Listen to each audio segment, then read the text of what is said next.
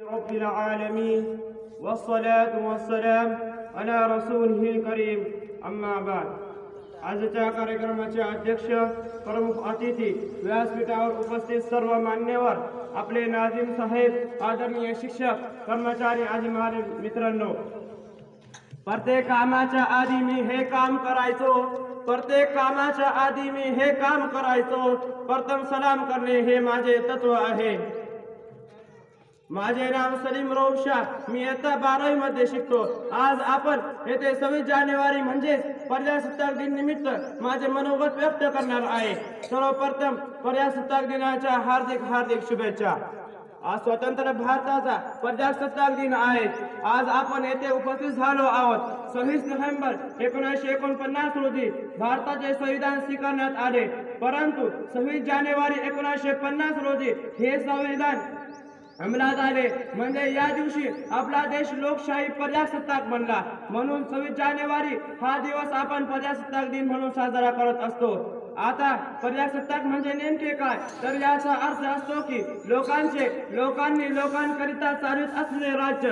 प्रजासत्ताक देश म्हणजे असा देश की ज्याचा मध्यबिंदू हा देशातील लोक असतात। या देशातील राष्ट्रप्रमुख किंवा पदाधिकारी हे सर्व जनतेमधून निवडणुकीद्वारे निवडले जातात। देशावर कोणीही एका व्यक्ती किंवा घराण्याचे शासन नसून देशातील नागरिक तो देश चालवित असतात।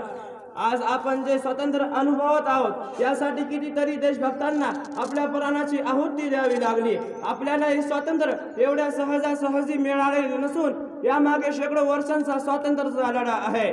देशाच्या स्वातंत्र्यासाठी आपल्या स्वातंत्र्यवीरांनी आपल्या प्राणाची आहुती दिली आहे। मंगल पांडे, भगतसिंग, सुखदेव, राजगुरू, चंद्रशेखर आझाद, टिपू सुलतान, हाफिज जामी शहीद, शहाबहादूर जफर असे कितीतरी स्वातंत्र्य सैनिकांनी स्वतःच्या प्राणाची आहुती या स्वातंत्र्य युद्धात दिलेली आहे। अखेर जवळपास 150 वर्षांनी ब्रिटिशांच्या जोखडातून भारत 15 ऑगस्ट 1947 रोजी स्वतंत्र झाला। आता हा देश कुणाच्या गुलामगिरीत नव्हता। मग या देशाचा कारभार चालवण्यासाठी आपल्याला संविधानाची गरज होती।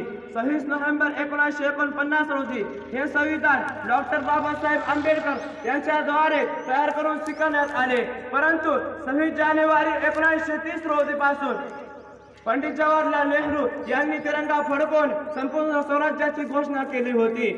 म्हणून राज्यघटनेच्या अंमलबजावणीसाठी 26 जानेवारी हा दिवस निवडण्यात आला होता। आजही आपले भारतीय जवान आपल्या देशाच्या संरक्षणासाठी आपल्या प्राणाची आहुती देत आहेत। आजही भारतीय जवान आपल्या प्राणाची आहुती देत आहेत।